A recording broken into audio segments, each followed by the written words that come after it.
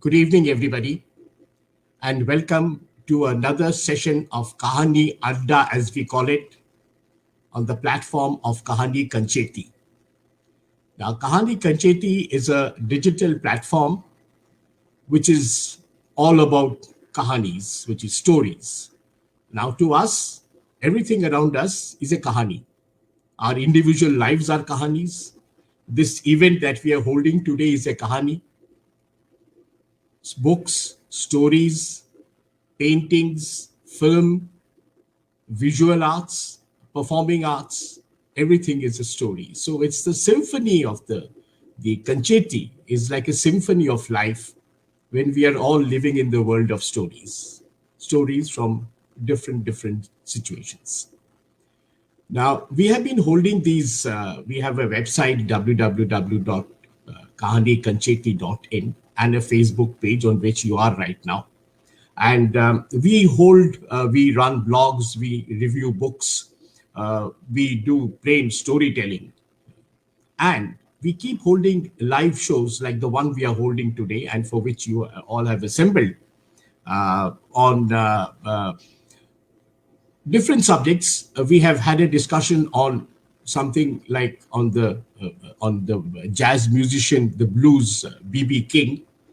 We have discussed the works of Mohashita Devi, of Sayyid Mujtaba Ali, and we had a program on the Hindi stage in Kolkata, which we called it Himmat Mai as a tribute to Usha Ganguly.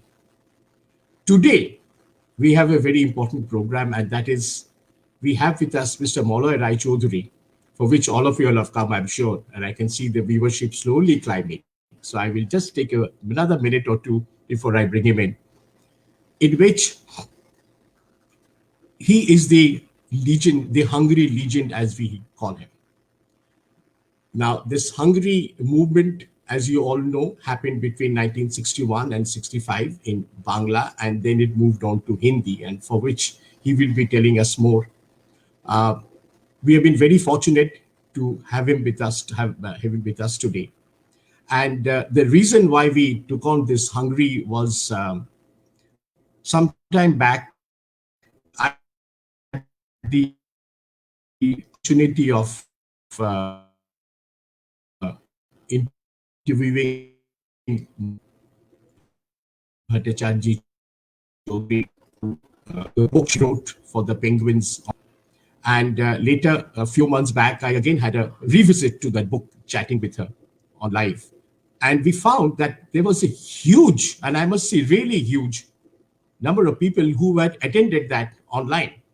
Almost we had 3,000, 3,500 views. And that made me think of, trying to get Mr. Maloy Rai Chaudhuri in person over here. And I asked Moitri if she could attend that, but she said, this time, no, you carry it on and you will enjoy this. So I risked it and I called him. I was going to say that, no, I don't have the time, but he was extremely accommodative. And he said, yes, I will do that. But before I get on to it, you must do a lot of reading on the Hungryalist. And as a result of which, he suggested something, and I got into the Hungryalist movement, without which I don't think I would have had the gumption to take on this program today. Now, while doing that, while doing all the studies and consulting him at every stage, he was guiding me. He also guided me to a few other people. One was Anamika Bandyopadhyay, the filmmaker, who has made a video on the Hungry generation, the Indian Hungryalist in 2013. I'll come to that. We'll show you also some clips of that film. And also Juliet Reynolds. Juliet Reynolds is an art critic, and she has a lot of work done on her late husband, Anil Karenjai, who was one of the painters from the Hungryalist group.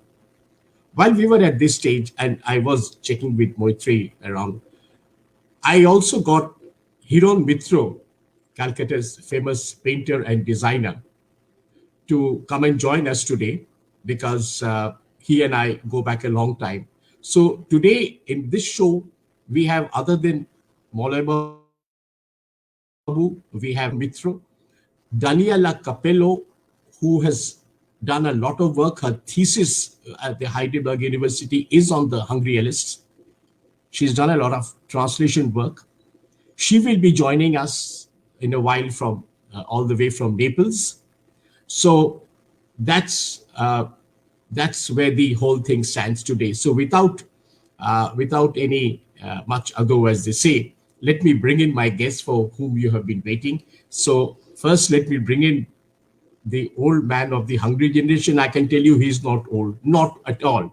The old man is just a reference to respect to his age. And there is Maulay Babu right in front of us from Mumbai. Thank you. Welcome, sir.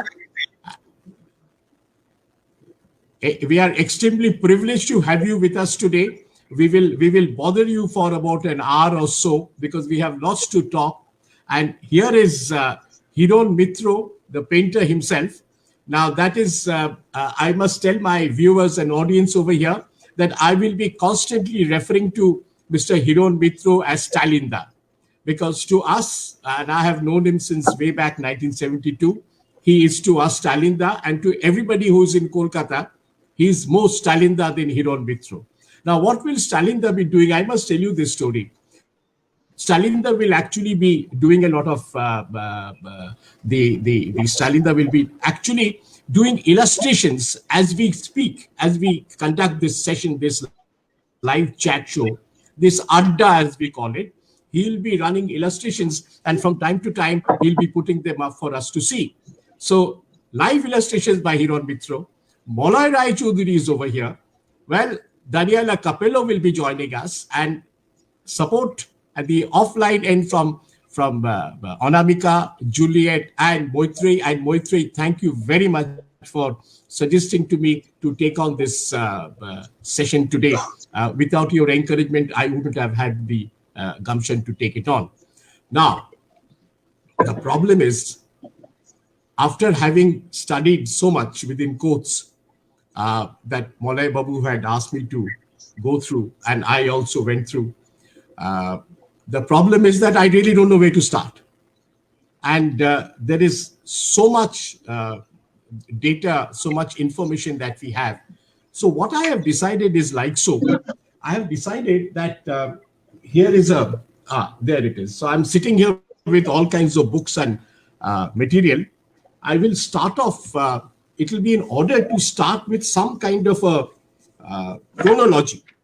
So the chronology that I'm going to start with, and we will go step by step, and I have a lot of questions for Maulay Babu, and Stalinda will be doing the illustrations. The movement, I'm referring to this book, Hungary Sahitya Andolon Totto Itihash. And there, it says that this whole movement started in 1961 when your elder brother, Shomir Raychaudhuri, you, Devi Rai, and Shakti Chattopadhyay started the Hungry movement, right? Now, my first question to you on this score is that why? I'm not asking why the Hungry movement. My question is, also it has now been very well established that this was not the Indian branch of Ginsberg's, the beat movement. It was not. Now it has been very well established. Earlier, a lot of people thought that this was like a Indian, like a Bengali Hungary, because Ginsberg had association with you all, but that came much later. Oh, Stalinda, awaj koche. So my question was that since it was not, now it has been established that it was not a part of the Ginsberg movement. What triggered all of you all sitting in Imlitola in Patna? That's where you all stayed, and your father had a studio, and you have very rightly introduced himself and your mother as Shoshikito. They didn't go to any school, but they were self-trained, which shows a lot of respect that you have for them. And what triggered off to start this movement? What were you all trying to achieve, and why did you do it? Actually, in Imlitola was a Dalit area, or that was called Ontojo area. The area, right. We were very poor because my father was the only earner of 20 people. He has other brothers They were married, they had children, and nobody was working. After my grandfather died, my uncle, one of the eldest brother of my father, afterwards he got a job. The job was of dusting in the museum of various paintings and sculptures. Later, when the Britishers departed, his post was named keeper of paintings and sculpture. But his job was the same, of dusting the paintings and sculptures. So we stayed in Imlitala for a long time. Imlitala was a area of these Dalits who didn't have any job. Their main job was dacoity, thievery, or pickpocketing, etc. And we enjoyed the life there because from our family there was no restrictions of going into their house or mixing with them, or whenever they had a great chance of looting someone or of a good dacoity, we would see them bringing an Indian pig, I should say, hanging on a bamboo. They will bring it, and there will be very good khana pina. We also enjoyed. At that time, we didn't know that in our house, people will be worried that we were having Indian drinks. We are having toddy with them. In their area, there was also lots of ganja, which is prohibited now. Lots of ganja plants were there. So we were having ganja also in younger age itself. So my father thought that in this area, we will get spoiled. So he purchased another plot and started building a house so that he can open a shop there after he was defeated in a case in the old shop. So he started constructing that house. And meanwhile, he thought that my elder brother Samir will get spoiled in that area because he had grown up, he has passed matric, and he was at that age when people get spoiled in that area specifically. So my father sent him to Calcutta to study in City College. He was staying in Panihati. We were having an old Jamindari house in Uttarpara, a dilapidated house with 12 rooms and 4 staircases, and only my grandmother stayed there all alone. My grandmother was staying there. She had 2 cows. She sold milk and was staying there. So my elder brother didn't think of going to my grandmother's place. He stayed in Panihati. And at that time, electric trains were not there. Steam engines were there. So trains were not running in time. Even then, he had to go from Panihati to City College through Shiala station. The Shiala station we see these days are not the same Shiala station that was there in the early 50s. It was different. It was like a village station at that time. When I went there to meet my elder brother during my holidays, for the first time, I saw the plight of refugees at Shiala station. We were in Imlitala, very poor area. Even then, seeing those refugees, the plight of refugees, we got so much worried, so much disturbed that it felt like vomiting. We had earlier not seen people in that condition, even in Patna or in Imlitala. And we got very much disturbed. And my brother, who was traveling almost every day to college, he said he felt the same thing. So we decided to do something. What can we do? We thought. So we thought that let us start something. Eurogeo had started something with some friends. So we didn't call it a movement, or we thought that we should start something. We should print, we should voice ourselves and freely distribute them. Naturally, we were only two, and we had to find our friends to join us. Shakti Chattopadhyay was staying with my elder brother. After my elder brother got a job and shifted to Chaibasa, Shakti Chattopadhyay was staying with him. He stayed there for 3 years with my elder brother because he fell in love with a girl who was my elder brother's sister-in-law. My elder brother got married there. He stayed there, and Shakti wrote all the love poems for that lady. Her name was Sheila Chattopadhyay. But unfortunately, these things will come later, but I am telling it now itself. Unfortunately, Shakti was rejected by the girl's father because he was a drunkard. He used to drink mahua. Mahua was free because my brother was a fisheries officer there, and his servants, they got free. Even hot mahua, brewed or distilled. I think it is distilled. He brought mahua, hot mahua.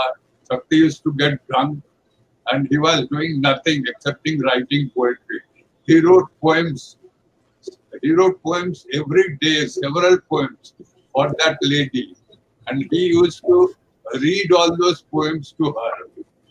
And that lady used to go to a college. Shakti used to go and stay under a tree waiting for her. She will return from college and they will return together to the house. But unfortunately, Shakti got rejected by her father. And this annoyed Shakti very much. He thought we two brothers, we had done something. We might have created problems for him. That is why he could not marry that girl. But Shakti had earlier come to Patna, like my elder brother's other friends, Sunil Gangopadhyay, Shakti Chattopadhyay, Deepak Majumdar, Shankar Chattopadhyay, Anando Bagchi, and all others who later started Kritibas. They used to come to Patna. So Shakti also came to Patna. And I got very much attached to him. I liked him very much. And I had to get someone at Calcutta who would represent me there because I was in Patna, and I had to get someone who would represent me at Calcutta, who would see that things are distributed and printed, etc.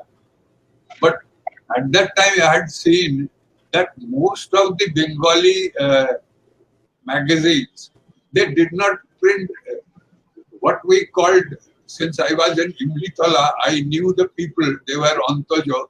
I thought that why Ontojo names are not there in the Bengali magazines. Most of the magazines were printing Borno Hindus, that is high caste Hindus, that is lower caste Hindus, were they not sending their poems to Buddhadev Basu? And they were rejected because their language was different, their words, their vocabulary was different, their writing style was different. Not only Buddhadev Basu, all, even Sanjay Bhattacharya's magazine, you won't find any Nimno Barno, a poem written by a Nimno Barno, lower caste person. You won't find them. All were mostly high caste people.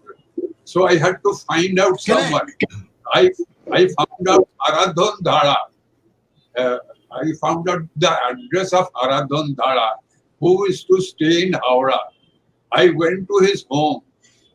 I found his name in a magazine actually, and his address was there. So I went to his home, and I found out that he was staying in a slum, a real slum that is more dirty, more poor than Imlitala people.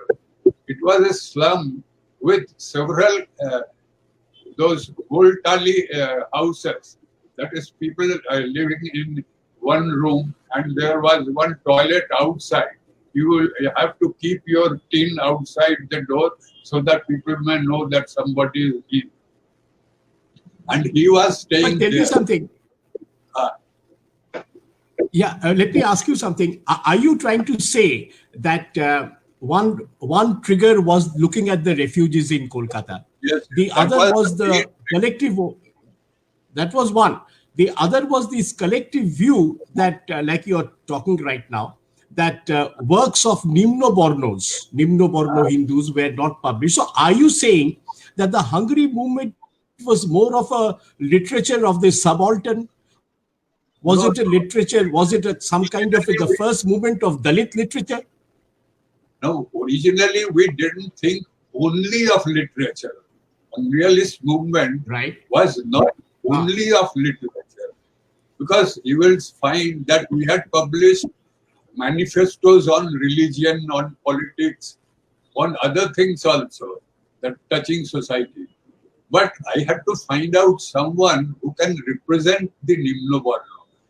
Haradhan Dhara was the proper representative. He was interested in literature, he was writing, but unfortunately, he was being rejected. Like all Nimno Borno people, he was being rejected because of his name. That is why he changed. Now, With an affidavit, he changed his name to Devi Roy. You will find Devi Roy everywhere. right. And I'll right. tell you right now that this Devi Roy name created problems for us afterwards, because Devi Roy was the Deputy Commissioner of Police who investigated us. And he thought that Devi Roy intentionally took that name, took the name of the Deputy Commissioner of Police who was investigating us. But Devi Roy got Okay, his but affidavit done much earlier. right. But also tell me this: your elder brother, you all are a descendants of the Shobondo Rai Chaudhuri, the founders of Kolkata, right? You all are from the same family. Number Yes. one. Number two, you yourself, your elder brother, City College, had a job in the Chaibasha with the fisheries. You had done your undergraduation and graduation in economics. I believe that you were also you almost got an admission to Delhi School of Economics. Now, with I didn't go. you all were not the Nimno Bondos in. Huh? We So, were not with Nimno the Borno, Shobono but Raichaudhuri background, no, Saborno Rai Chaudhuri background. But when you become a pauper, you do not remain a Saborno Rai Chaudhuri. People thought that I was coming to them sitting on a peacock with a silk, a Punjabi and golden buttons. I will come there since I was Saborno Chaudhuri. But we were very poor. I told you that my father was the only earner. And the house we Right. had, that very 300 years old house we had, was completely dilapidated with trees, banyan trees growing on the roof. Wooden, I see. we had wooden bars. At that time, iron bars were not there in the windows. All wooden bars were there. One palanquin was also there with paintings, etc. Oh. Still there, but in that house. But it had become entirely corroded. There was also one, Right. what you call hari cart for slaughtering, or what you call for bolidan of Oh, goats. huh, right. For butchery, Some right. was going on in that place. There was also one Ponchomundi's Ason, that is 5 skulls of various animals probably were put inside the floor, and my ancestors used to sit on it and do some puja, or what I do not know. But we thought that things were there earlier. The Sabarna Chaudhuris were there like that. But we in Imlitola, we were not at Sabarna Chaudhuri. People thought that they were with Ali Burdi Khan or Siraj Dawla. But there were things that my grandfather knew Farsi, knew Arabic, but he didn't know Bengali. Can you imagine? Right. He knew Farsi, he Amazing. knew Arabic, and that is why he was invited to now what is Pakistan. And he was painting and taking photographs of Nawabs, family members, and that is drawing, first taking photographs and then drawing from the photographs. And when he came to Patna, he died. That is why all my fathers, brothers, etc., they had to earn in Patna itself and do something. We were not Okay. of Odisha, Bihala doing Of the Durga past. Puja. Right. Okay, at this point of time, let me ask Stalinda, what is he doing so far? Stalinda, কি করছো? একটু দেখাও। হ্যাঁ, So many pages কিন্তু you আজকে have কেন? drawn. ও, এটা জাদুঘরের যে চাকরিটা ছিল শুরুতে মলয় যেটা বলছিল জাদুঘর, তারপরে জাদুঘরের right, right. চাকরি ওই জাদুঘরের ঘরের কথা। দেখতে পাচ্ছ? হ্যাঁ, আমি দেখতে হ্যাঁ, পাচ্ছি না। দেখতে পাচ্ছি। হ্যাঁ, এটা কি? হ্যাঁ, আমি দেখতে ইমলিতলা। পাচ্ছি। হ্যাঁ, আমরা দেখতে পাচ্ছি। ও, এটা ইমলিতলা। ইমলিতলা। আচ্ছা, আচ্ছা, আচ্ছা, আচ্ছা, বেশ, বেশ। গাঁজাখোর গ্যাজা কোথায়? ও, গাঁজাখোর আচ্ছা। গাঁজাখোর ইমলিতলা। ইমলিতলা, আচ্ছা, বেশ। এখন আমরা ইমলিতলাতেই আছি। ইমলিতলা বাহ, পরে আবার আসবে। ইমলিতলা পরে আবার পরে আসবে। আসবে। ওরা আচ্ছা, কলকাতায় চলে এসছে। কলকাতায় চলে এসছে। আচ্ছা, মিউজিয়ামেতে একটা ছিল, মিউজিয়ামে তো আমি ফ্রি যেতাম, মিউজিয়ামে অন্য লোকেদের টাকা পয়সা লাগতো, কিন্তু বড় জ্যাঠা যখন চাকরি পেলেন তো ছুটির দিনে বা গরমের ছুটিতে আমি ওনার সাইকেলের পেছনে বসে মিউজিয়ামে যেতাম। মিউজিয়ামে বেড়ানো ফ্রি, এ ঘর সে ঘর সব বেড়ানো যেত। তো মিউজিয়ামেতে একটা ব্যাপার ছিল যে তুমি চৌকাঠ ডিঙো, ফলে প্রি হিস্টোরিক থেকে তুমি আল্ট্রা মডার্ন যুগে চলে আসতে পারো। মিউজিয়াম এমন একটা, মানে এই চৌকাঠ ডিঙো ফসিল থেকে চলে গেলে তুমি হরপ্পায়, মানে ফসিলের যুগ থেকে। আর আমি বসে বসে ওখানে দর্শকদের যারা আসতো তাদেরও দেখতুম। তো আমি দেখতুম যে মহিলা দর্শকরা কি করতেন, একটা আলেকজান্ডারের মূর্তি ছিল, গলার মুখটা ছিল না, খালি এন্টায়ার বডি।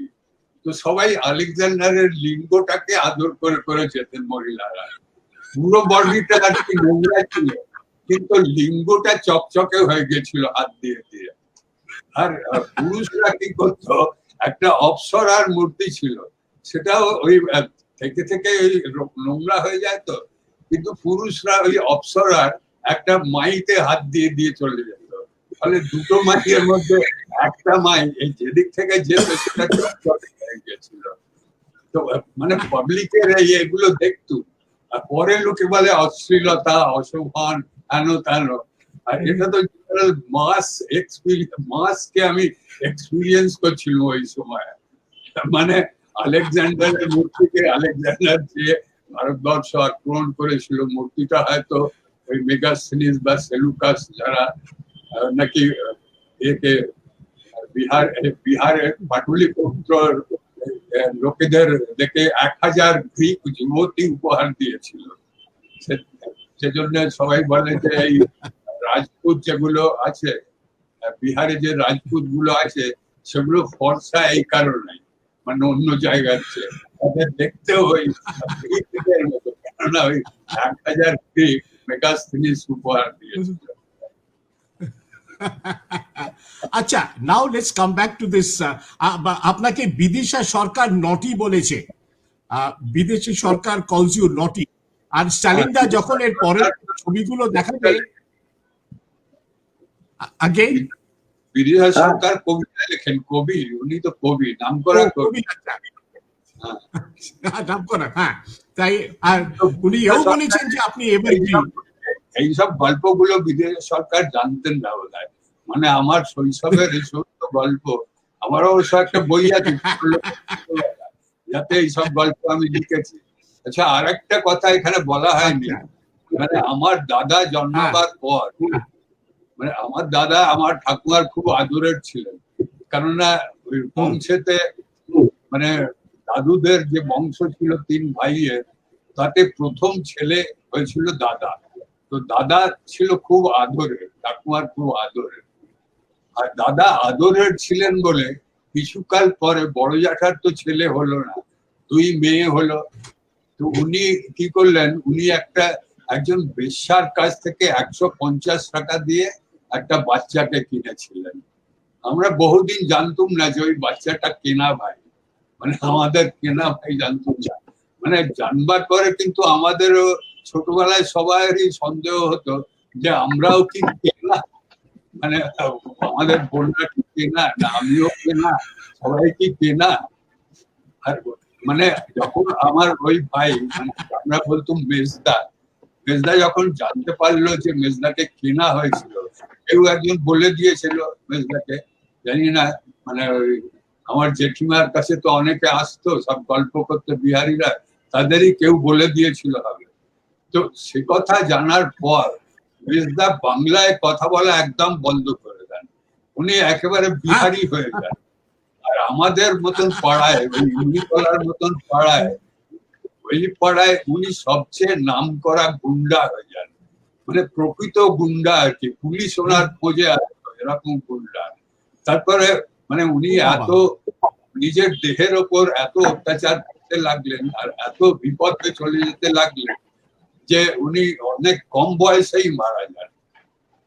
অথচ ওই পাটনায় কখনো কখনো রাম সীতা হতো না, গাড়ি করে রাম আর সীতাকে নিয়ে তো একবার আমরা দেখেছিলাম মেজদাকে রামের করেছে, মানে যে আখড়া থেকে, আখড়াগুলো তো ওই গুন্ডাদের আখড়া, যে আখড়া থেকে যেত সেই আখড়া থেকে মেজদাকে নীল রঙে, নীল পাউডারে রং করিয়ে রাম করে পাশে আর একটা ছেলেকে সীতার ড্রেস করিয়ে ঘোড়ার গাড়ি করে নিয়ে যাওয়া হচ্ছে। দেখে আমার জেঠিমার খুব ভালো লেগেছিল। তারপরে মেজদা তো মারা গেলেন অনেক কম বয়সে, তখন আমরা সবাই জানতে পারলাম যারে কেনা ভাই, মানে আমরা কিনা সেই সন্দেহ বহুকাল পর্যন্ত ছিল। তারপর দাদা বললো যে না, দাদা দেখেছে মেজদাকে বড় জ্যাঠা কিনেছিলেন, দাদা জানে।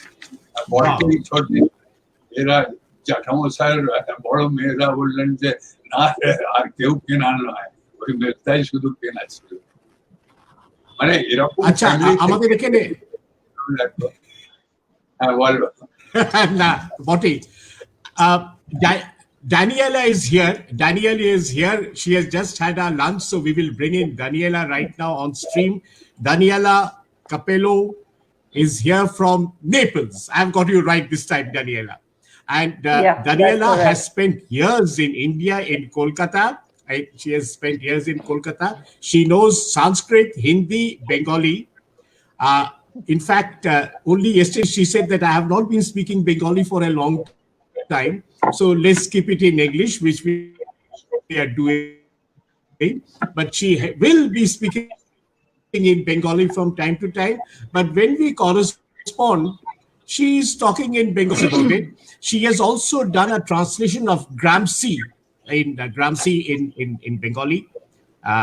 And she has actually done her doctoral thesis at the Heidelberg University, which is awaiting the publication of the language issues in the Hungary areas. Am I right, Daniela?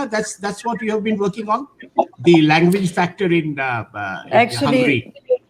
Yeah, something like that. The main core issues are actually sexuality, transgression, and masculinity in the poetry of the Hungry generation. Of course, I'm also working on language, yes, but let's say that transgression was the main thread of the whole research. Excellent. Okay, now coming to Stalinda, একটু কিছু দেখাও। ও Stalinda, নতুন কিছু হলো? হ্যাঁ, দেখাচ্ছি। নতুন কিছু হলো? এটা সেই রাম সীতা দেখাচ্ছে, হ্যাঁ। তারপরে I come back to Malay বাবু। ও আচ্ছা, হ্যাঁ, নীল রঙের রাম, হ্যাঁ, ঠিক আছে। এটা সেই এরা রিফিউজিরা আসছে। আচ্ছা, রিফিউজি কারা? এটা হচ্ছে শক্তির কবিতা লিখছে, শক্তির কবিতা লিখছে। আচ্ছা, রাইট আচ্ছা। আর ওই রেফিউজিটা আরেকবার দেখাও স্টালিনদা। শক্তি কোনটা? হ্যাঁ, না ওই যে রেফিউজি ওই যে তোমার রেফিউজিরা যাচ্ছে।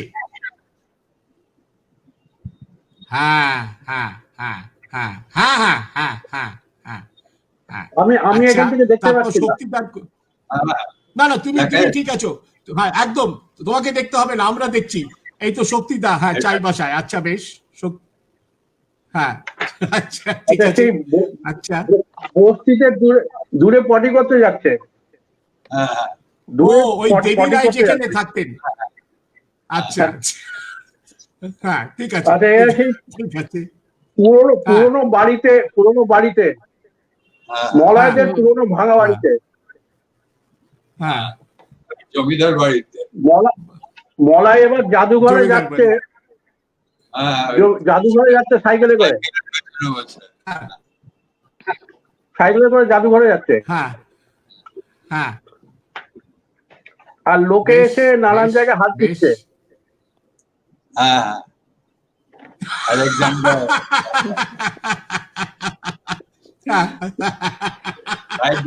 এইসব 8 ঘন্টায় গিয়েছে, আমি দেখতে পাচ্ছি। Daniela, it is a story about one of my uncle was working in the museum, Patna Museum. So I used to sit behind his cycle seat on holidays or during summer days, and I used to visit the museum. It was free for me. There was no charges, so I used to visit the museum, roam around the museum, and I used to see that most of the ladies who come there, they would touch the penis of Alexander. That is, when marble Alexander was there without head, and most of the ladies would come and touch the penis of Alexander, and that portion only was dazzling. The entire, otherwise it was a dirty sculpture. It was for good luck. Similarly, most of that's the only reason, I think. Most of the men will come and touch the breast of an Apsara, and that left side breast of the Apsara had become dazzling. Otherwise, the entire structure was dirty. That is what he has drawn. Okay, great stories, great framing, and okay, and now I want to come back to Molay Babu, and I want to ask him this: that when you came to Kolkata, now this is a part of that autobiographical narrative that you have got in your thing called Hungry Kimbodonti, which I think needs to be translated into English, because it talks about the times of the 60, 61, 62 in Kolkata. At that point of time, I was in... no, but the point is that at that point of time, this is the book. Daniela has not seen the book. Yes, I have the book. Huh? This is the new edition. I know it. I think I have the old one. Right. There are a couple of numbers, I think, of Hungry Kimbodonti. 500 pages, and most of photographs of all the Hungries are there. About 30-40 photographs are there of the Hungries. Okay, two questions here. I've got two questions. Question number one, I think first of all that needs to be translated into English, because I couldn't find an English translation of your days in Kolkata. Now there, what you were doing, frankly speaking, was a kind of a bohemian lifestyle. You all had a bath in the tube well in Kolkata on Harrison Street or Harrison Road. You all went for your morning ablutions to Shialda station and use the latrine or the toilet of the long distance trains. And then you all ate somewhere, you all drank somewhere, you all lived on the pavement. Now, what was the need to do that? Because in Calcutta, there was no place to stay. During whenever I went there, in Calcutta, there was no place to stay at that time. So I had to stay with Subimal Bosak in his uncle's room. Subimal Basak's uncle was a goldsmith, so I used to stay in his room. I couldn't stay in Devi Roy's room. Only one single room was there, and his parents were there, his brother was there. So I couldn't stay in his house in that slum. So I used to stay in Subimal Basak's uncle's room, that is goldsmith's room, and take bath in a tap outside whenever I got a chance, actually, to take bath. Okay. And when, but where did you all get the idea of? From where did you all get the idea of using this manifesto or bulletins? You know, the manifesto idea. Where did that manifesto idea come from? You won't call it manifesto. It was a leaflet, actually. You call it leaflets.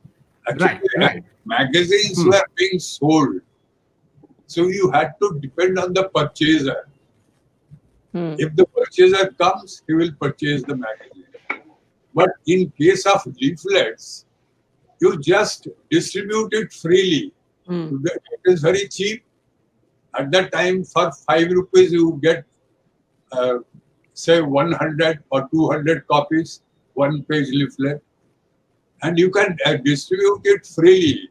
Distribute in the colleges, universities, newspaper offices, poets, in coffee house, wherever you like, or stand in front of the bookshop and whoever comes there in the shop, give it to them. So you can distribute it to anyone. And in case of magazines, people will have to go and purchase it. See, as a result, can I ask a question, Moloida? We do not have any. And at that time we didn't think that someday we will become famous, and these leaflets will be required by people. So most of the leaflets are not there. And afterwards, what Subimal Basak did, he used to start painting with stencil. There were, at that time, stencils were there, no iron pens. You can draw on stencils and take copies. So he used, and he was a typist at that time in an office. So he used to get stenciled drawings. Most of the drawings at that time were considered obscene. Now they are not obscene. Now you will get them in advertisement or in other magazines also.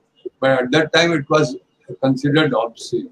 And it was easy also for us to get 100 copies of stencils, get them stenciled and distribute them to whoever you want. To whomsoever you want. Daniela, I think you should go with your question now, Daniela. I had a question, actually. I think that the technology of print was very important during that time. No, I think that it impacted a lot also the idea of poetry and literature, the way you were understanding it. So I was wondering if, first of all, if little magazines, which you also were publishing in a way, little magazines like Zebra and Hungry Uno Ponchage, the waste paper, were they there already? No, they were not there already. When people said that they are unable to understand what we are writing, they are unable to collect them. So we thought of editing magazines. All of us, I started Zebra, Subimal Basak started Pratibandhi, Devi Roy started Chinho, and Pradeep Chaudhary started. Pradeep Chaudhary was in Shantiniketan at that time. He started Shokal, which afterwards he named Fu.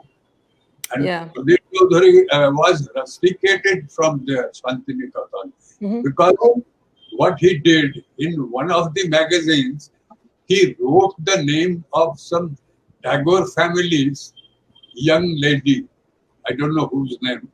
Some Ishita Thakur, we afterwards came to know. I don't know who is she or whose grandson or great granddaughter she might be. Anyway, he was rusticated from there. His father was informed by telegram to come to Shantiniketan and take back Pradeep. So Pradeep had to go back from Shantiniketan. That is Tagore, a poet's institution, rusticated a poet for writing something which was not accepted at that time. Tagore himself was not accepted during his own time. Vijendralal Roy criticized Tagore, or there were many other people who criticized Tagore. But even then, Tagore stuck to his way of writing. But his own institution rusticated a poet because the poet wanted to write in his own way. Right. And we So you all also wrote it. first bulletin, actually the first bulletin was to be printed in Bengali. But in Patna, there was no Bengali press. Most of the Bengali press had a fixed composition of notices of death and annoprashan. Otherwise, they didn't have any matter for writing in Bengali. So I had to write in English, in my own English. My English, is not good. Even then, I wrote in English. I wrote first few, later on we called it manifestos. First few bulletins we wrote in English. And I used to send them by post to Devi Roy. And it was much cheaper in Patna than in Calcutta, getting them printed. For 5 rupees, you can get some 1,000 rupees, 1,000 copies printed. I used to send to Devi Roy. He used to distribute, and that also helped him in gathering other people as members of the movement. That is, by that time it had become a movement. One more point I'd like to say here. That is, since these were in English, at that time we didn't know that it will work in another way. When the Bengali people, Bengali intelligentsia did not accept us, these bulletins became important for us in other states. In other states, people accepted us because they were in English and we were approachable to them. Had we written in Bengali, it would have been difficult for us to reach them. So most of the Hindi, Gujarati, Marathi magazines of that time, you will find our matters are printed there, our photographs are there. People like Phanishwar Nath, Renu, Kamleshwar, Agya, they have written about us. Arun Kolatkar of Ase magazine had written about us. Dilip Chitri had written about us. Ashok Chahani had written about us. Uma Shankar Joshi had written about us. But in West Bengal, what was happening? People were writing against us. That is, we were being criticized. We are being criticized. At that time, there was black market of newsprints. And as a result, there were lots of magazines. They were called broadsides probably. That is half of today's newspaper. And those like Darpon, Janota, etc., there were lots of magazines. They were printing about 100 copies, and rest of the newsprints were being black marketed by them. And those magazines would print on the first page itself news about us. That's people of coming from various places are corrupting the youth of Calcutta.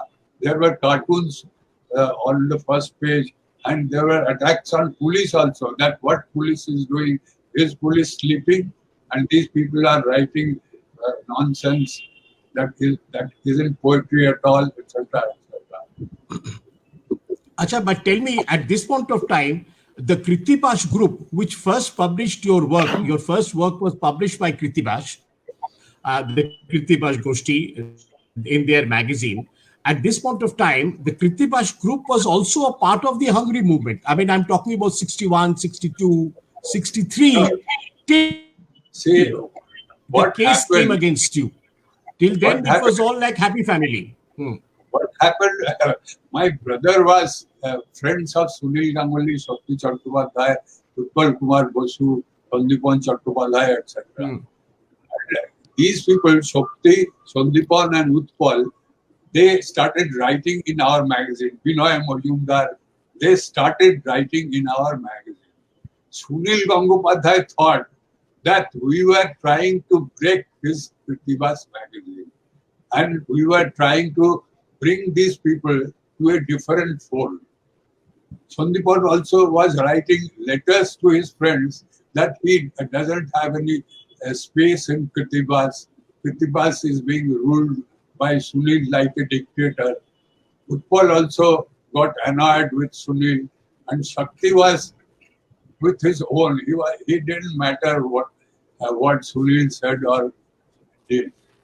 But Sunil thought that we were trying to destroy Kritibas. And unfortunately for us, and fortunately for Sunil, Sunil got an offer in 1963 in Iowa Poetry Workshop. So he had to go to Iowa, give the responsibility of Kritibas to Sharad Kumar Mukhopadhyay. And going to Iowa, he got letters from Tarapadurai, Sharad Kumar Mukhopadhyay that these Angres have captured the entire town and Sunil will be dethroned from his kingdom, etc. etc. So Sunil wrote an angry letter to me. Can I hold you there for a minute? Yeah, I want to talk about that. I've got a film clip, but I'll show that film clip of that interview that this lady had done with you. So before I come to that, before Anamika, I'll come to that. But before that, Daniela, one question to you over here. No, I hear quite well. Thank you very much for coming. But now I don't. Sorry. Yeah, again. But tell me, what made you? Okay. Yeah, I'm saying what made you? I'm coming to you. After that, I'll show the clip. I mean, as far as the Hungary movement was concerned, what made you get into that? Because by that time, yeah, please. Yeah, okay. Go on. I mean, I wanted to know what attracted you. What brought me to the Hungry generation? It's actually a long story, although perhaps it's a boring one because it all started in the university, basically. I started to study Indology, Sanskrit, and Hindi, basically, in Naples, which is my hometown and the town where I grew up in Italy. So I really had a formal teaching of what in my mind was this imaginary about the Orient, right? The East and Oriental languages. So it started everything like that back in 2007 when I started university. The Hungry generation came a bit later, and especially after I finished my master thesis, that was already after 2013. And at that time, I had already been in Kolkata in 2010 because I was sent there for a project of translation, which you already mentioned, translation from Italian into Bengali of one of the prison notebooks by Antonio Gramsci. So I came to Kolkata for the first time, actually without knowing Bangla, in 2010. And this is when I started, actually was my first time in India, and so that means that the first approach to India for me, it was Calcutta and Bengali. So this is why I kind of decided to orient myself towards Bengali literature and increasingly became more interested in exploring, issues about vernacular literature and translation, as well as how literary texts are received globally.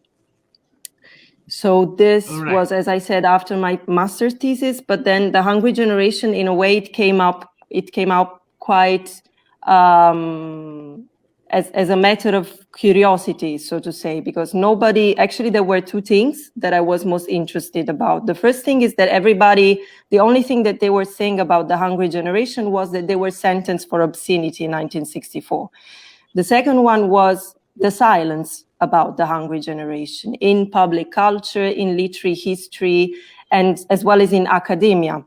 So I got curious to know more about these poets because nothing was written in official sources, right? So this was the first thing. And the second was the reaction that I got from the people around me when I finally decided to pursue my doctoral studies on the Hungry generation. So that whenever I would say my doctoral project will be about the poetry of the hungry generation, the reactions would be mostly ones of perplexity. So as why would an Italian girl want to know about, these wild and obscene poets who speak about sexuality in their poetry, which is something rather unpoetical or unlyrical, if you want, right? Rather than reading from Tagore or Sharat Chandra or the great icons of the Bengali canon. So at the beginning, perhaps I didn't know already why I was so determined about studying the hungry generation. But now that, 5 years have already passed from the beginning of my PhD, I can look retrospectively, so to say, and see in these reactions already a direction in what I really liked about the hungry generation. And it was the fact that they were perceived as dirty, as immoral. They were perceived as, they were condemned, basically, and marginalized in the mainstream discourse of Bengali literature. So I think that it was really this kind of minority or marginal aspect about their poetry that I found really interesting. So that at the beginning, I really thought that the only reason why I was doing that, it was to fill a lacuna in literary studies, especially in the period after the independence, because not so much had been done on vernacular literature in India. But then I realized that really I got interested about this uncanonicity of this movement. Their materials are very cheap. They're scattered all over the place. I had to go to West Bengal and to the USA to collect all the sources. So I found this international dimension very interesting. This is how I came to the hungry generation.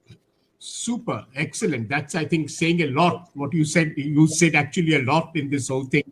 But now, before I come back to all of you all, I'll just share the screen. I'll show that film clip of the interview that had taken place, Anamika had done with Maulay Babu, extract of that. But first, let me tell my viewers over here, this film she had done, Anamika Bandyopadhyay, and she's an activist and a filmmaker, and she has made, she's actually into the areas of counterculture, anti-establishment work. She is from Kolkata University, born and raised here, done her film studies in Jadavpur University, and subsequently, at a very early age, she had met Michelangelo Antonioni, the filmmaker himself. Daniela, from your country, the great Michelangelo. And that inspired her to take up filmmaking. So she teaches filmmaking both she talks about film language in US and in India. And right now she is working on a project, and she has sent me a clip, which I'll show a little later, where she is inside a forest. And I had asked her a couple of questions, and she has answered that. But first, let me take you all to this particular one that I'm talking about. So just give me a minute. I'll do the screen share, and there we will be on.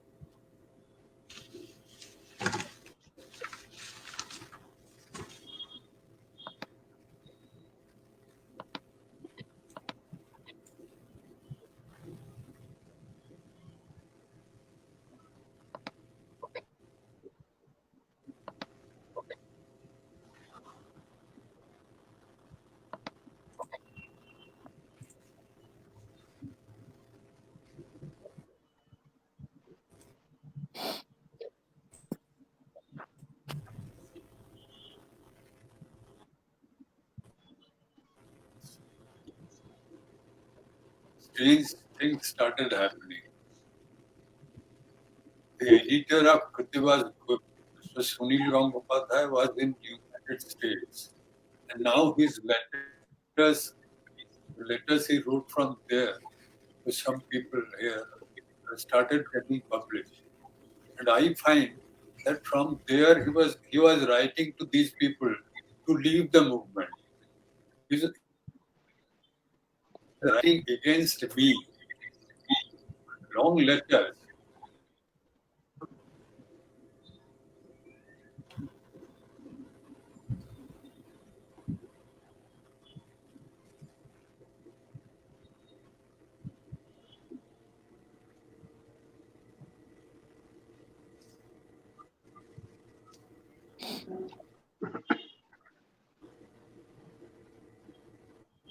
No, he was such a big poet.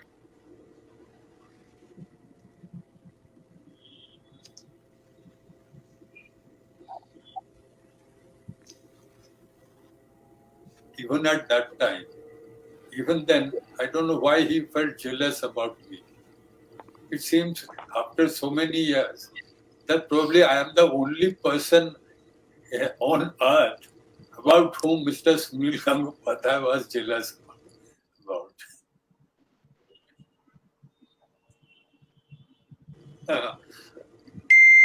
What happened? He started writing letters to those people who were in the movement. They got scared. They left the movement.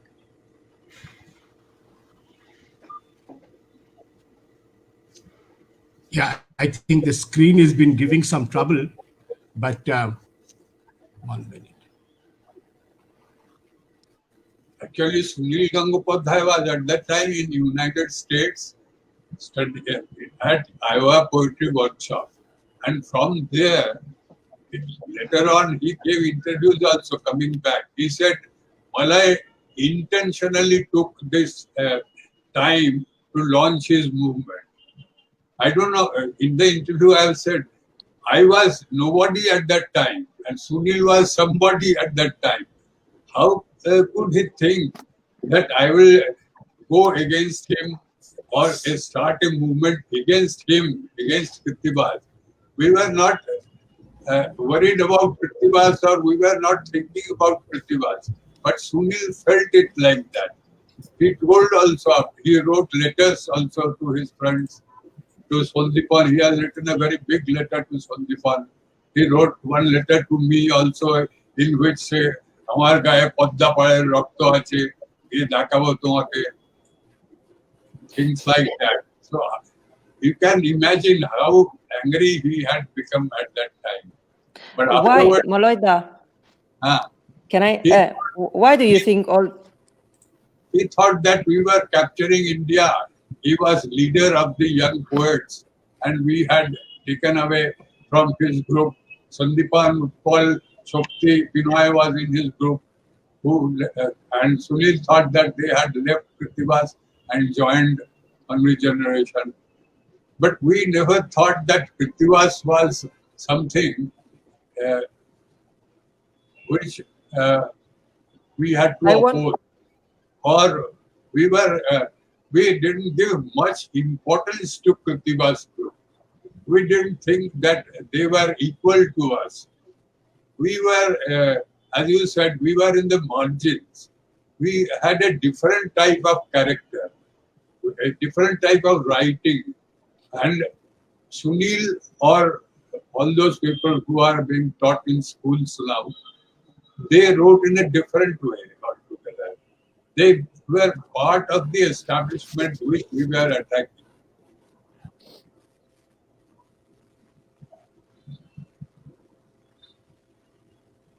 Actually, they belong to the culture and we were culture.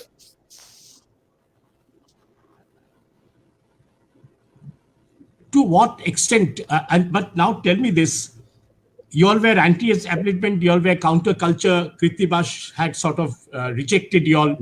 But what finally led to the system, the establishment, start arresting you all or started these police raids?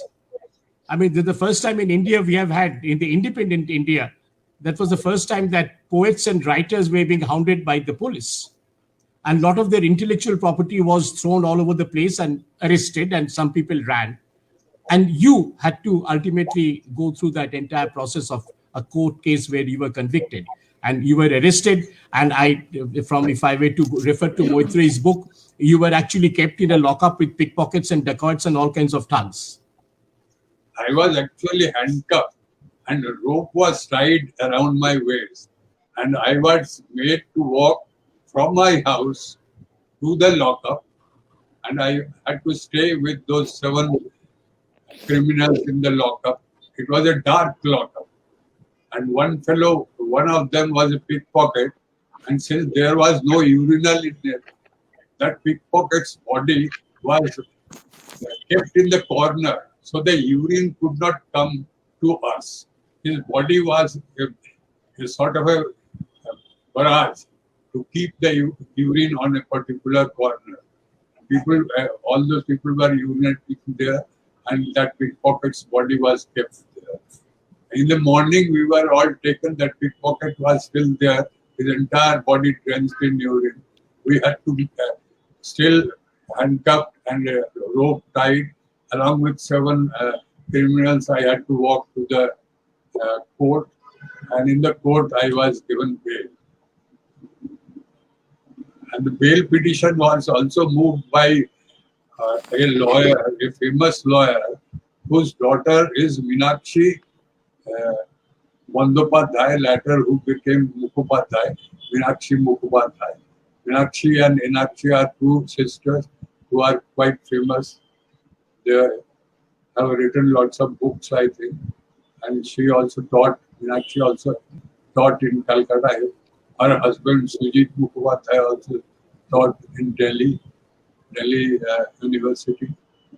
So her father was my lawyer. He didn't take any money from us because he was known to my father. He said that you people will not be able to pay my fees. My fees is so much that you can't afford it. So I got bail from there. Then after that, my case started, and for about 35 months, I have to live on what you have read, live in either Kulwal's house, or there was a gaddi at Bada Bailar, where people from other places used to come. And the businessmen used to come and sleep on that gaddi of a Marwari. His name is Sharad Devra. He was editor of a magazine, Hindi magazine called Gyanodaya. So I used to sleep on his gaddi and during the night.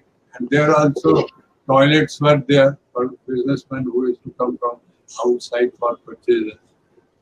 And this Sharad Devra's main work was to read newspapers, that is financial newspapers, to the old ladies of Marwari family.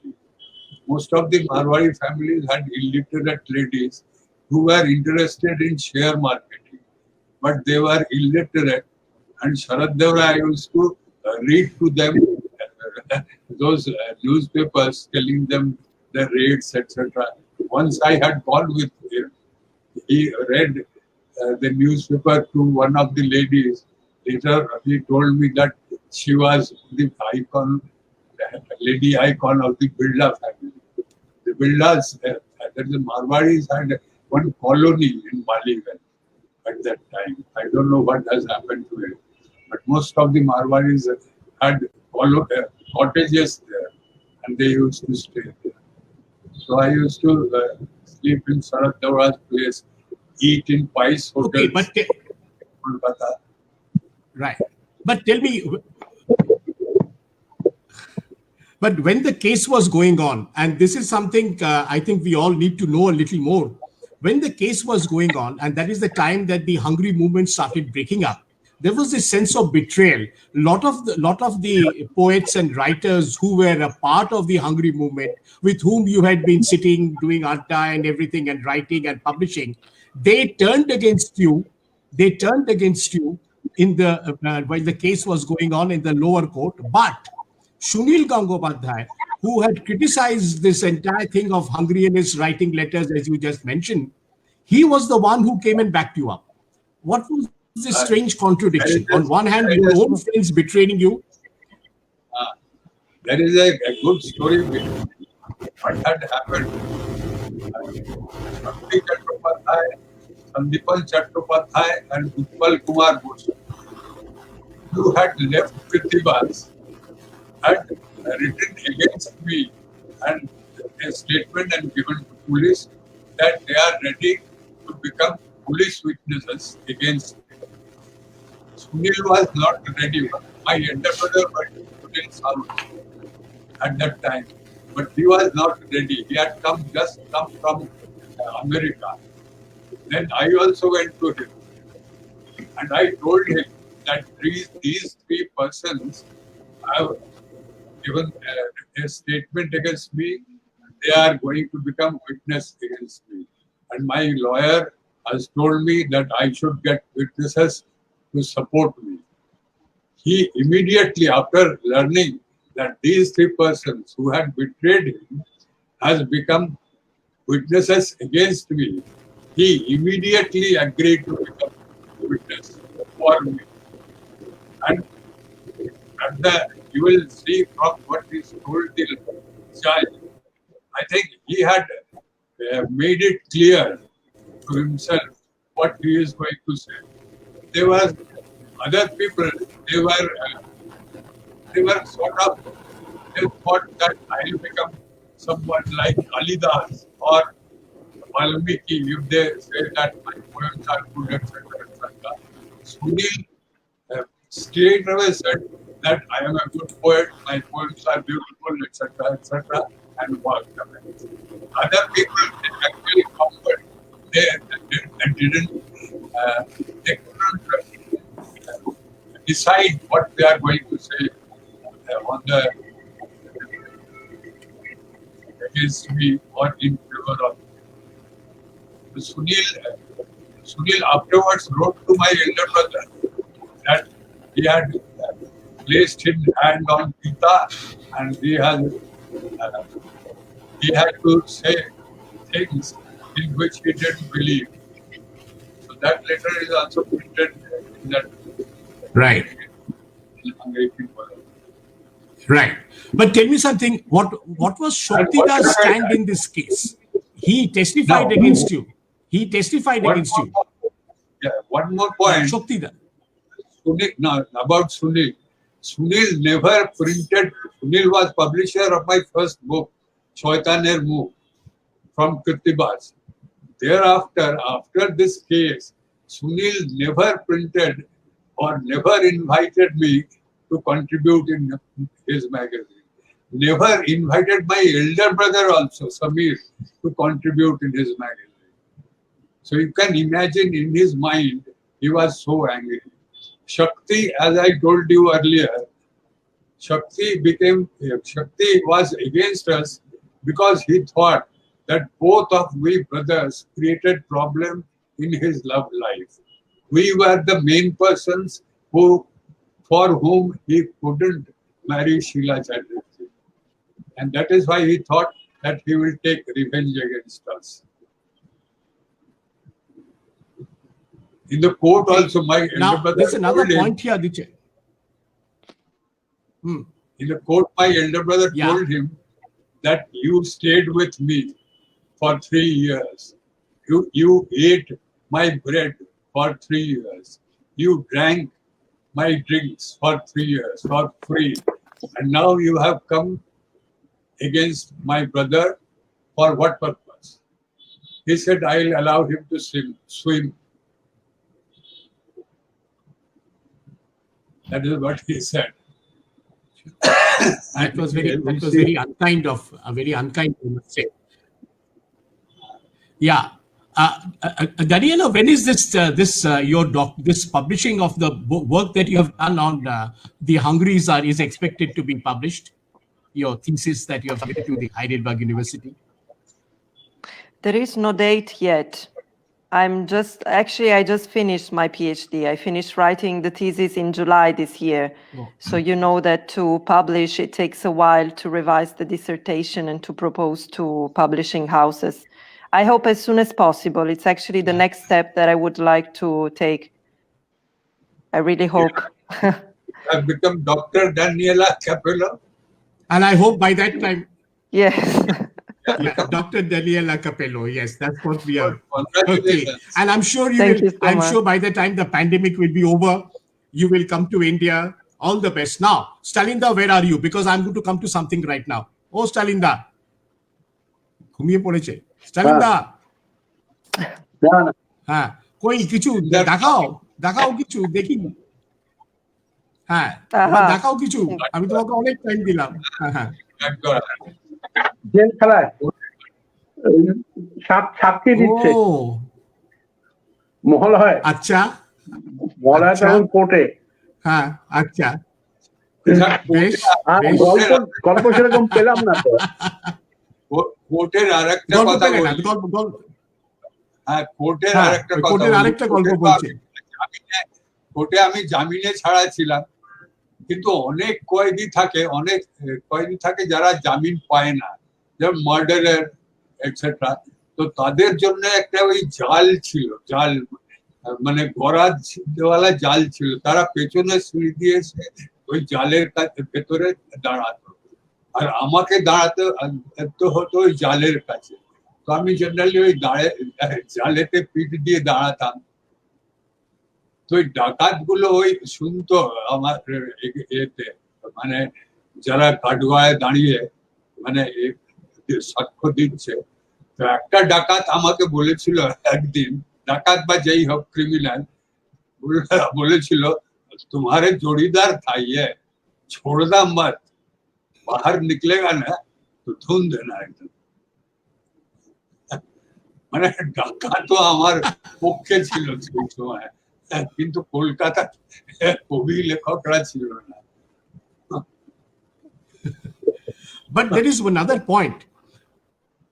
The Bengali middle class, and I'll come to Anamika in a while.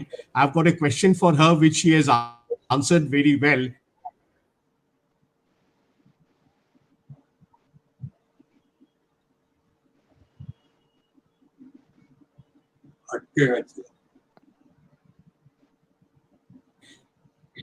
Says that these the Hungryalists had been they had provided some disruption.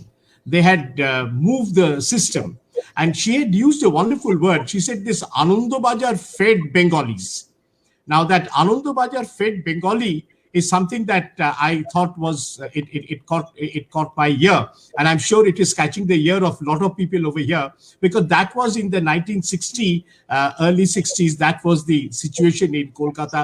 They were very, very comfortable with the system that it was, and you Hungryalists had come and disrupted and moved the entire platform with your part subaltern, part using the language, part, and a lot of this. This is the point.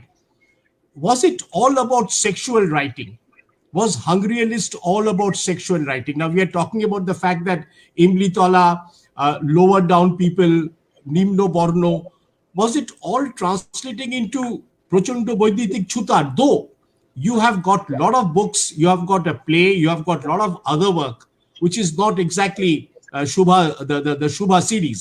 But why was it generally perceived that you all are the bad boys? You all are the, as Daniela said, the dirty people. No, actually, we had sent a set of masks, paper masks, on which it was printed, দয়া করে মুখোশ খুলে ফেলুন, Hungry Generationের পক্ষ থেকে.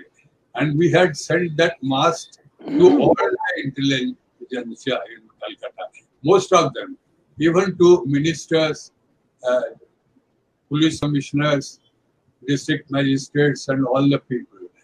This might have annoyed a lot of people.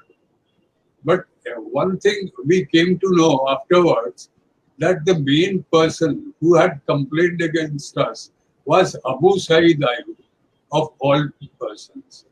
I don't know why he got annoyed. He was not a Bengali, he was a Urdu-speaking person who wrote in Bengali. But he got very much annoyed with us, and he wrote letters also to Allen Ginsberg. Allen Ginsberg also wrote angry letters to Abu Saeed Ayub. Apart from that, the owner of Anandabajar Patrika, Ashok Kumar Sarkar, and the news editor Santosh Kumar Ghosh, they also complained against us. many other people might have complained against us. So the police told Congress for Cultural Freedom, the Secretary of Congress for Cultural Freedom, Mr. Shah, he had gone to Calcutta to meet the police commissioner and ask about us. The police commissioner told him that he was not bothered about the Hungarians. The Hungarians, what they were doing, they were printing leaflets like the tooth powder sellers. They were these leaflets were being distributed by tooth powder sellers also. So we were not bothered about them. But the big people in Calcutta, they complained against them. That is why we were taking action against them. But Right. they were. But it is also true. What they are going to But take it action. is also true Can I that add, while the Bengalis, yeah, No, yeah, they were- Daniel. I just wanted to add a very short thing, of course, that goes with what Molaida is Please. saying. I don't think it was only their writing. It was also their performing about being dirty. They were really doing it, really. And I think that now, but also at that time, rumors spread very easily, especially when you have newspapers writing about this wild group of young guys with, I think they were writing with tigers in their tanks and stuff like that. So they were really acting dirty. They really wanted to shock the whole establishment by performing transgression on their very skin, not only on the writing. Maybe I can share screen? I wanted to show you one of your leaflet, please. if we can call it like that. I hope that it works. If I just press the button share screen, right? It should work. Share screen. Can you see this? No, you can't No. see. So probably.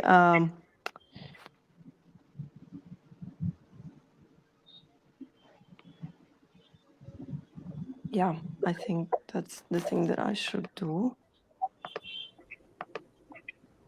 No.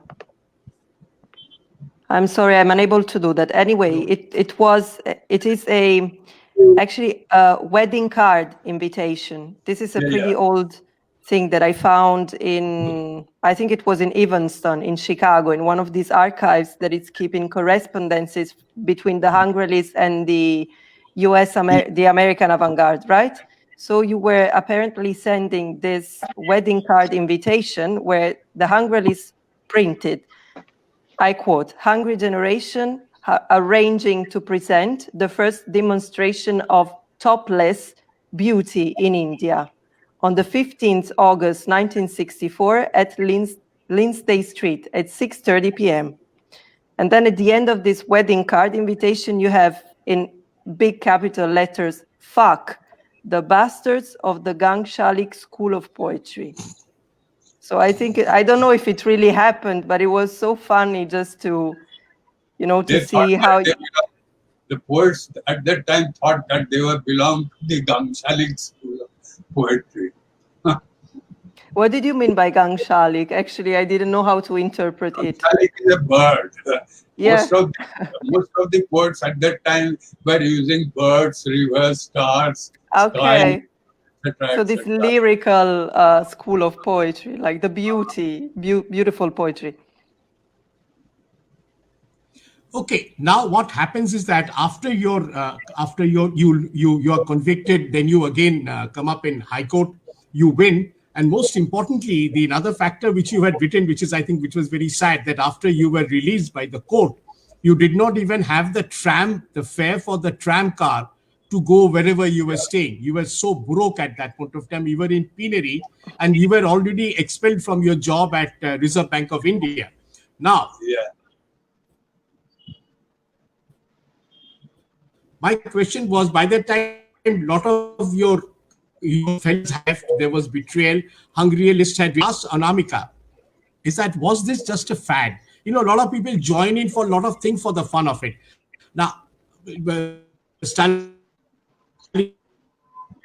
and I know that in the in the 67 to 70, when the Naxalite movement was having, there were a lot of people who just joined it because it was a great thing to be called a Naxalite. They didn't know that the cops would beat them up. But after some time, they all got their jobs and they all sort of left and they became ex-Naxalites. And some of them we all know. Shalinda knows, I know. During the Naxalite period, they also had a good time. They had a kind of a halo behind their back that they were a Naxalite. Some were deadly committed. Somewhere these people who come in. So I had asked Anamika that did she think, because she's into this business of counterculture and anti-establishment thing, that was this a fad? Was this just a passing fad for a lot of people who came and joined and left? And a lot of them are not known today. So I'll let me just do a screen share and bring that clip in, which I hope this time it will work properly. So this is what it is going to be like. This is what she says from this jungle where she is right now.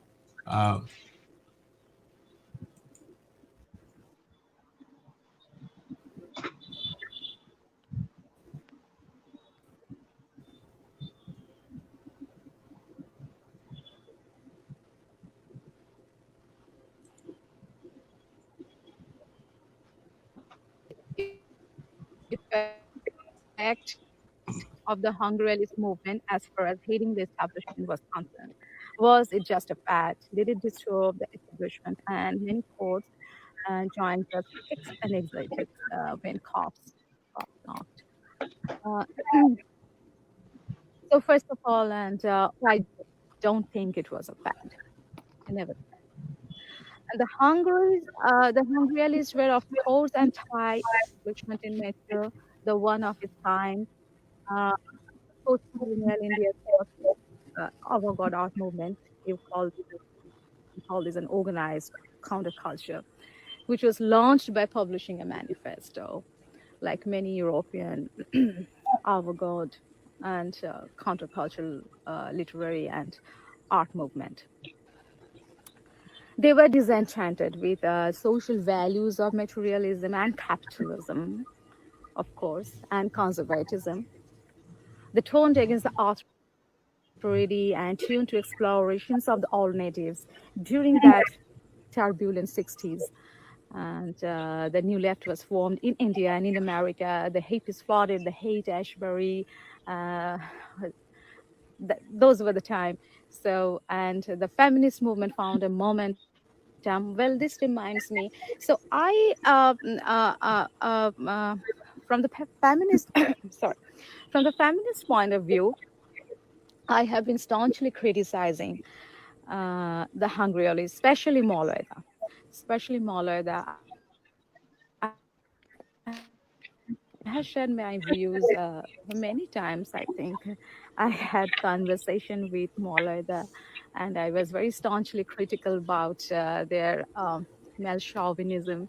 Shock, a true liberal, Maulida never disagreed with me. Rather, he texted me and he said, "Okay, we should work on this." And he kind of admitted that yes, it can be spotted that anti-feminist or the very patriarchal approach in their writings. So, unlike what I would like to say, in addition, I would like to say that unlike American counterculture, Hungaries they don't talk about the gentrification of the lower income group people. They embrace their linguistic approach. I mean, the lower income group people's linguistic approach, rhetorics, and also the cacophony of the non-elites, the subalterns, so that. And it was really, really very liberating and very intersectional, I must say, in true sense. So there is no point that I can really call Hungryalist movement was a fad. It was a pure cultural shock for them. My only criticism was that I found it disturbing in the promotion of the patriarchal views and the approach in the writings. But the rhetorical, it was I must say, the rhetorics, the language they used, they did adopt the language of the mouth of the low income group people. It was really a direct shift from the from the post Rabindranath and Buddhadev Boshu, and or you can say from the decolonization attempt of Kamal Kumar. It never happened before, especially in the post-colonial literature and post-independence era in India.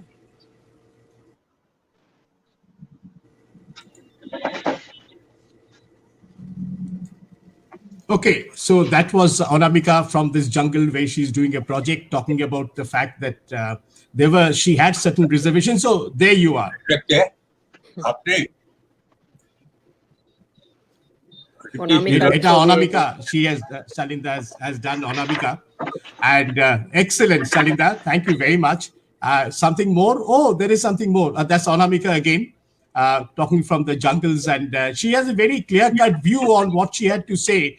And I must say, Maulay Babu, you were very kind to have accepted that you all were a little patriarchal in your approach. So that's. she has reviewed one of my novels. That is erotic novel. I have written one erotic novel, which she had reviewed. She said that was my best work till now. What novel? Which one was this? Arup Tomar Itukata. Right. But there's another thing I wanted to take on. You know, I've also been interacting with Julie. I can send you the link. Daniela, Sorry, if you still read Bengali, I can send you the link. Yeah, sure. Please do. তুমি এটা বাংলায় পড়বে ডানিয়েলা, original বাংলায়? হ্যাঁ, নিশ্চয়ই বাংলায় পড়তে হবে। না হলে কি রকম ব্যাখ্যা? Another point I was also, না দেখো তুমি তো ভালোই তো বলছো। আরেকটা জিনিস সেটা হচ্ছে যে Juliette Reynolds, the famous art critic, and Juliette Reynolds, she's an art critic, writer, and an autism activist. Her late husband was the noted artist Anil Karanjai from the Hungryalist movement. Now, she has an interesting book, among other things, on art, a lot of work on art. It's interesting, that's why I'm mentioning this. It's called Finding Nima. It's a story of an autistic boy from the Eastern Himalayas, brought up by the author and her husband. So we should try and read that book. Now, in that one article that she has allowed me to use, there it's called Art, the Hungryalist and the Beats. That is the name of that article by Juliette Reynolds, published by Cafe Dissensus. I suppose that the one point that she makes here, that both the movements, the Beat movement as well as the Hungry movement, they were predominated by poets and writers. There can be few to argue with the established perception that the Beat generation and the Hungry generation were primarily literary in character. While the two movements have tended to invite comparison with Dadaist, which I think is Salinda's area, she has a point here. She says that how come she says Hungryalism was politically suppressed in a way and to an extent that Beatdom was not. I think Anamika had also mentioned that you all were politically suppressed, number one.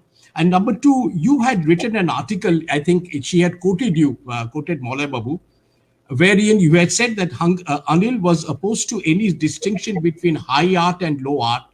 He said that he had rebelled against the mainstream and the contribution of the Hungry generation to his artistic philosophy was important. It was Anil who had come up with the term Hungryalism. At the time of the Hungry movement, Anil used to say that painting has to be freed from the frame.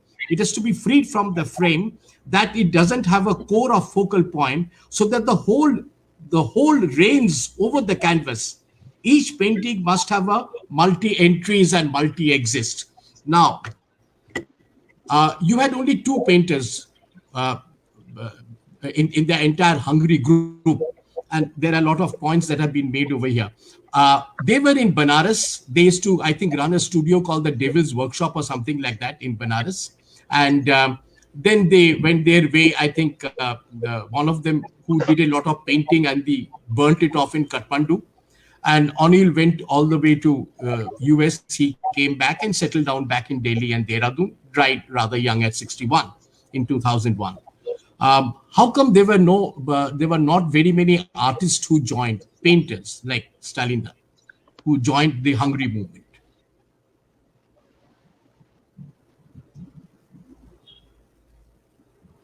হ্যাঁ, আপনাকে এটা জিজ্ঞেস করছিলাম যে Hungary মুভমেন্টে পেইন্টাররা খালি দুজন ছিল কেন? For me, this is for me.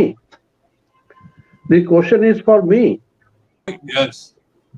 No, I'm first asking Maulana Babu, then I will ask you. হ্যাঁ, তুমি বলো স্টালিনদা, তোমার কি মনে হয়? Why did you have only two artists? No. First, Mola say something. না, আমাদের বন্ধু সার্কেলে আর্টিস্টরা ছিল না।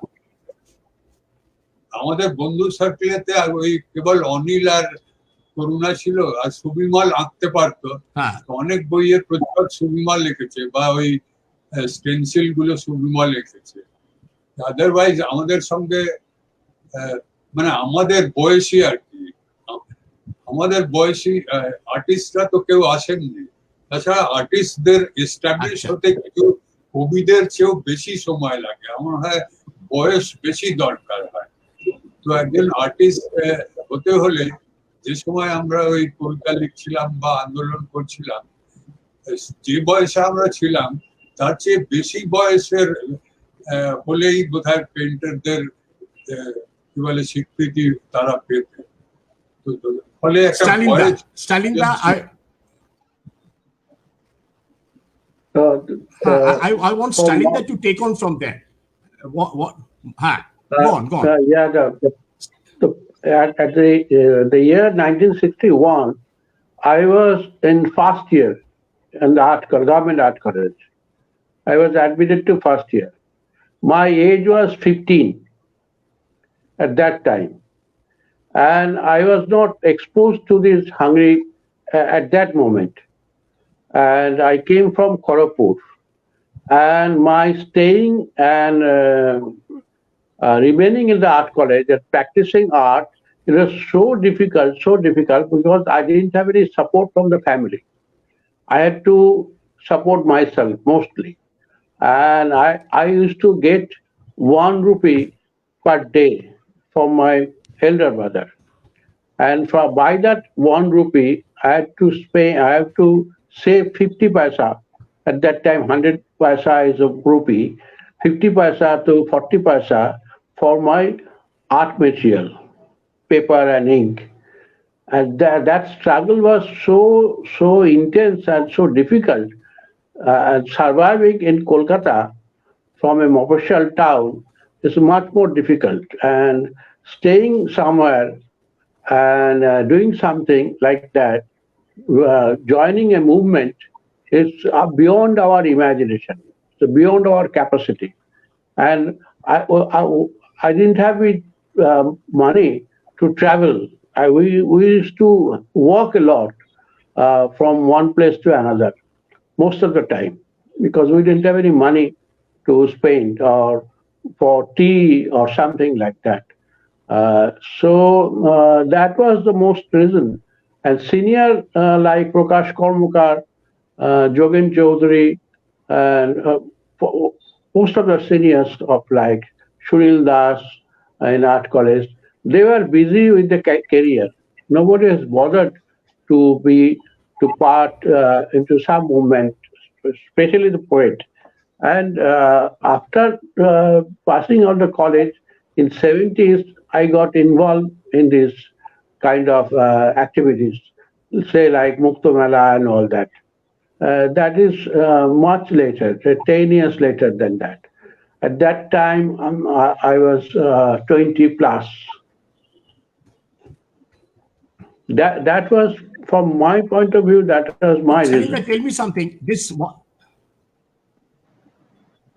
Yes. Okay, but what I'm asking is that this is the last question that I'm going to ask. After that, I'm going to sum it up.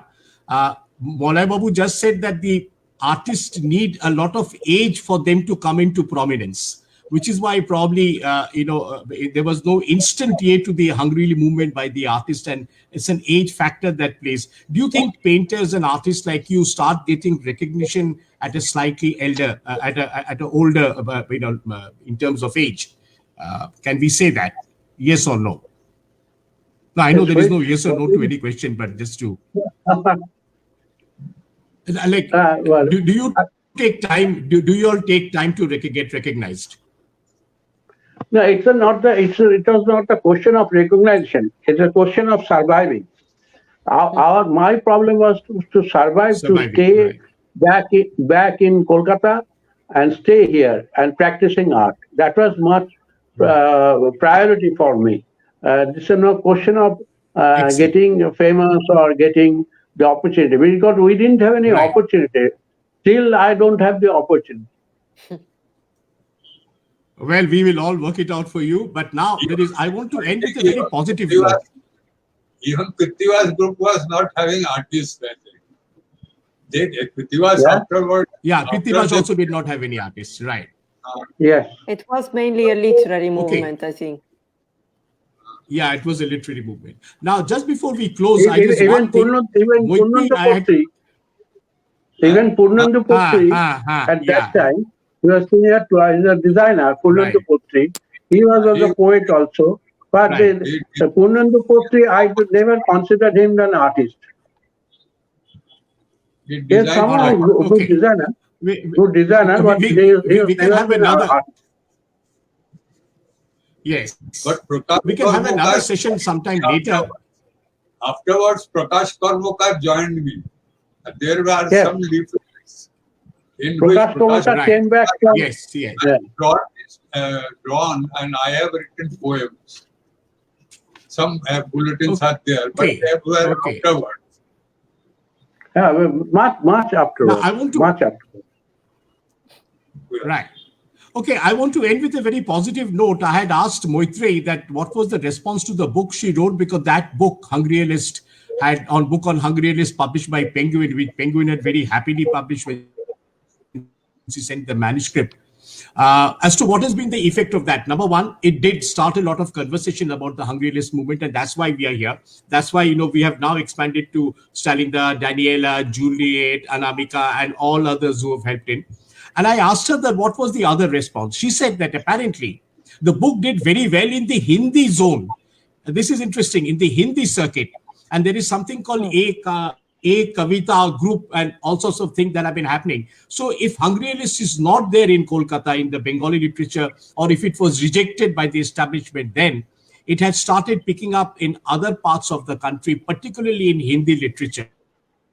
So this movement still continues. It is not a fad. It is something that and more people are coming in, and there are probably people who have done their doctorates along with Daniela on the Hungry movement. There is one whose name is also Kumar Vishnu De, if I remember correctly, and there is another gentleman. They have, and Daniela, of course. So there are a lot more people who are now doing research and getting their doctorate thesis on the Hungryalist. So what you started, Maulana, has not stopped. It has gone on, and now it is actually in other parts of the country, and that is the positive note where I think we should end to. Cheti to come in from different parts of the world. Maulana Babu is in Mumbai, Daniela is in Naples, Stalinda is in Disco House in Kolkata, and I am here from Gurgaon near Delhi. And I wish we would like to keep this momentum going. We'd like to keep in touch. Daniela, you're going to send me the stuff on Gramsci for my website, right? The book I will, expert. absolutely. And thank you. And I will show. and I will show one portrait of Daniela. in the social today. And Maulana Babu, I know it's your dinner time. It should be your bedtime. Oh, there you are. Is that I'm there all right? too. So there you are. There you are, Daniela. You're there too. There you are, Daniela. We'll have this sent over to you on mail tomorrow itself. Thank you. Thank you very much. And thank একদম perfect. So আজকে এখানেই শেষ করছি. I thank you, my viewers. I hope you all have you all joined in. This Please is go to our Anamika. YouTube channel. We will be uploading. Okay, Anamika Konta.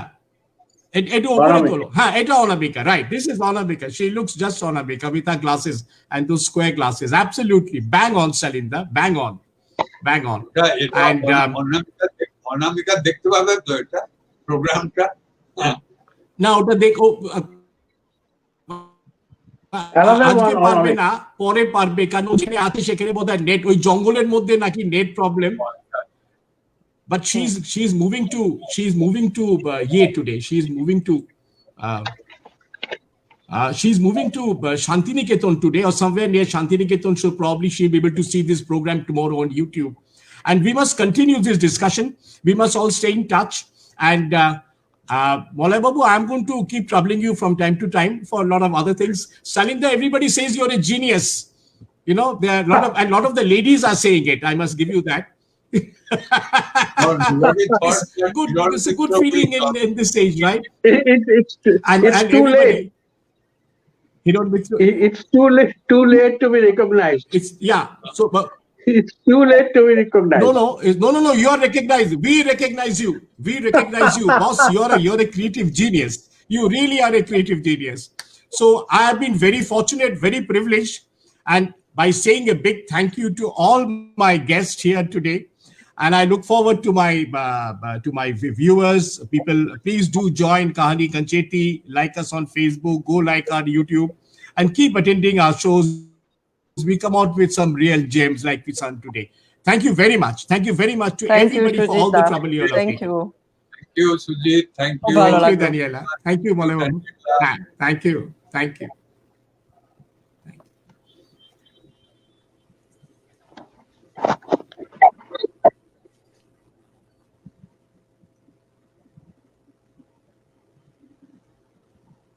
চলি মলয় বাবু, আপনার সঙ্গে ফোনে যোগাযোগ রাখছি।